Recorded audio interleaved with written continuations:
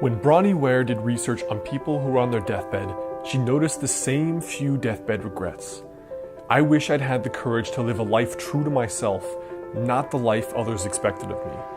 I wish I didn't work so hard. I wish I'd had the courage to express my feelings. I wish I'd stayed in touch with my friends, and I wish that I'd let myself be happier. But what surprised me the most was that she never shared why they didn't do these things. And I have a simple theory: fear. Most people don't and won't ever go after their biggest dream. And in terms of a person's life, their work, their romantic relationships, their friendships, their spiritual growth, their passion projects, their travels and adventures, and the books they want to write, the invisible is also the most important. When you look at people's work, people say they want to do their passion, but they don't do anything about it. Almost everyone I know complains about their job.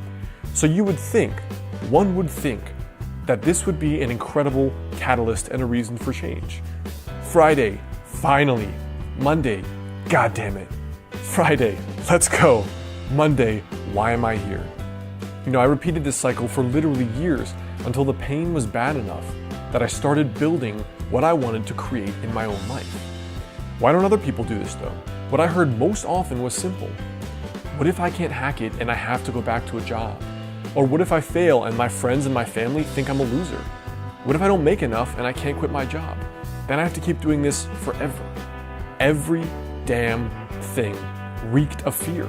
And it was always those what if questions. The same thing is true in romantic relationships where everyone says they want love, but when they get it, they run. The irony of romantic relationships is that everyone says they're looking for love, the real deal, and when they get it, what's the first thing they do? They freak out and they run away. This level of self-sabotage is almost an irony of cosmic proportions. And nothing, and I mean nothing, shows how fear dictates how we act and how we live more than how people behave in romantic relationships. And then the guy or the girl shows up, and the intensity, because we're used to that BS 50% effort, is so strong that we go into fight or flight mode. We freak out. Could anything be any more laughable? People say they want to travel the world, right? But they're afraid of terrorists and rapists and the drug dealers. When I recently went to Colombia, I heard the same thing from everyone. Don't get kidnapped by the drug dealers. And the irony is that of all the places I've been in the world, 40 or 50 countries, I've only almost been mugged in a few of the most safe places on earth. Zurich, Switzerland, Barcelona, Spain, and New York City in the good old US of A. It's just like writing a book. Almost everybody wants to write a book in their life, but we say, I just don't have time. You're telling me that if you were obsessed with a guy or a girl, you wouldn't take the most time to figure out the best romantic dates and adventures even while at work? Of course you freaking would. You would do anything. You would write in that book any chance you got. You would spend all damn day thinking about the coolest things you could do that were the most romantic. But the reason that maybe even they, we, and you are not aware of is the one inside of themselves. Fear.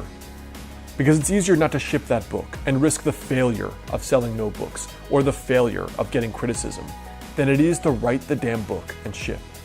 It's way harder to put on your big boy or big girl panties and write the damn book in your soul, to decide not to be the runner in the relationship this time because you're terrified, to decide that you're going to figure out how to turn your passion into your career, to decide that you're going to go on that adventure in South America, to decide to live a brave life. Because anytime there's the potential for love, there's the potential for massive fear.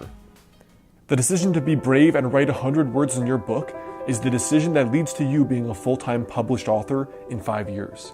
The decision to be brave and book that trip to a country your friends are scared of is the decision that leads to you having one of the most amazing trips of your life. The decision to risk actually caring in a relationship and not running away is the same decision that leads to you meeting the person you ultimately marry or are happy with. The decision to write out the strategy plan for your passion or dream job is the same decision that leads to you waking up years later and doing what you want every single day. But all of these come down to making the brave decision today, not the easy one, not the fearful one. The day you realize that you can get anything you want in life, financial success, passion, your dream partner, travels, peace of mind, and that it only requires one thing, is the day your life changes. And that one thing is guts.